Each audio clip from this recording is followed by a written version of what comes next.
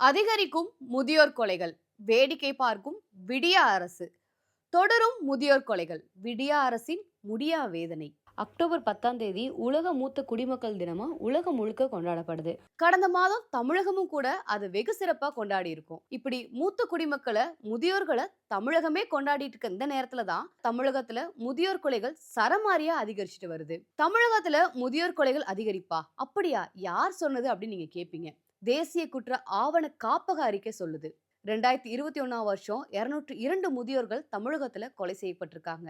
அதே வருஷத்துல முதியோர்களுக்கு எதிராக நடந்த குற்ற செயல்களோட எண்ணிக்கை மட்டுமே 1841 இருக்கு. 2022 வருஷம் முதியோர் கொலை 201. கொலை எண்ணிக்கை ஒண்ணு குறைஞ்சிருக்கேன்னு சந்தோஷப்பட வேணாம். அதே வருஷத்துல முதியோர்களுக்கு எதிராக தமிழகத்துல நடந்த குற்ற செயல்களோட எண்ணிக்கை மட்டுமே 2376 அதிகரிச்சிருக்கு. 2022 வருஷம் மிக அதிர்ச்சியான வருஷம். பாட்டிய பெட்ரோல் ஊத்தி கொளுத்தி கொலை செஞ்ச 2 பேத்திங்க. வயசான தாத்தா பாட்டிய வீட்டுக்குள்ள பூட்டி தீ வச்சு கொன்ன பேரன். இந்த மாதிரி பதபதிக்க வச்சிருக்கு 2022. அதே வருஷத்துல சென்னையை சேர்ந்த பட்டய கணக்காளரா இருக்கக்கூடிய 58 வயசு ஸ்ரீகாந்த், அவரோட மனைவி அனுராதா, இவங்க 2 பேரும் அமெரிக்கால இருக்கக்கூடிய தன்னோட மகனையும் மகளையும் பார்த்துட்டு சென்னைக்கு திரும்பி இருக்காங்க. சென்னை திரும்புற அடுத்த நாளே நேபாளத்தை சேர்ந்த கிருஷ்ணா அப்படின்றவரு 1000 பவுன் நகைக்காகவும் 60 கிலோ வெள்ளிக்காகவும் அவங்கள கொலை பண்ணியிருக்காரு. கடந்து போன வருஷத்தெல்லாம் விட்டுருவோம். இந்த ஆண்டை பத்தி பார்க்கலாம். சேலம் ஜாகிர் அம்மா பாளையம் பகுதியில மளிகை கடை வச்சிருந்த பாஸ்கரன்ற 70 வயசு முதியவரையும் அவரோட மனைவி பத்மா 65 வயசுங்க 10 பவுன் நகைக்காக அவங்கள வெட்டி கொலை பண்ணியிருக்காங்க. திருப்பூர் மாவட்டம் பல்லடம் பக்கத்துல சேமகவுண்டம் பாளையம் பகுதியில் இருக்கக்கூடிய தெய்வ சிகாமணி அப்படின்ற 78 வயசு பெரியவர், அவரோட மனைவி அலமேலு, இவங்க 2 பேரையும் அடிச்சே கொலை செஞ்சிருக்காங்க.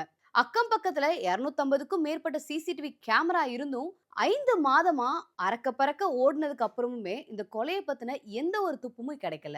2025 வருஷத்துல நீலகிரி மாவட்டம் கூடலூர் பக்கத்துல மைமூன் அப்படின்ற 60 வயசு மூதாட்டிய 6 பவுன் நகைக்காக மருமகளே கொலை செஞ்சிருக்காங்க.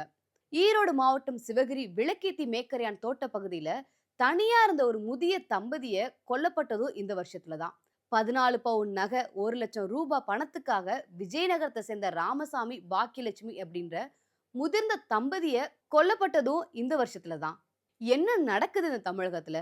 விடியா ஆட்சியில முதியவர்களுக்கு கூட பாதுகாப்பு இல்லையா அப்படின்ற கேள்வி எல்லாரோட மனசுலயும் விம்மி வெடிக்குது. முதியோர் கொலைகளை பொறுத்த வரைக்கும் பேரு புகழோட வாழ்ந்தவங்களும் கொல்லப்படுறாங்க, தெருவுல இருக்கவங்களும் பேர் தெரியாம இருக்கவங்களும் கொல்லப்படுறாங்க.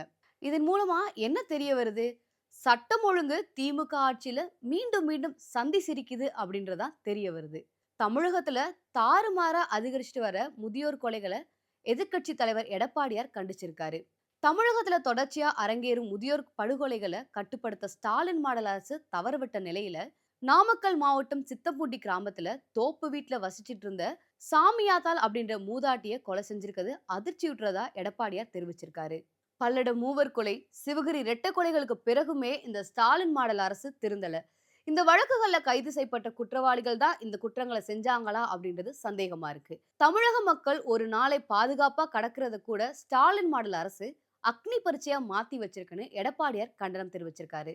வாழ்நாள் முழுவதும் வாயக்கட்டி வைத்த கட்டி மகன் மகள்களை வளர்த்து அவங்கள வெளிநாடுகளுக்கு அனுப்பிச்சு சம்பாதிக்க வைக்கிற பெற்றோர்கள், அவங்களோட முதிய காலத்துல மகன் மகள்களை பிரிஞ்சு வாழ்ந்து பிள்ளைகளை வாழ வச்ச பாவத்துக்காக கொலை செய்யப்படுறாங்க.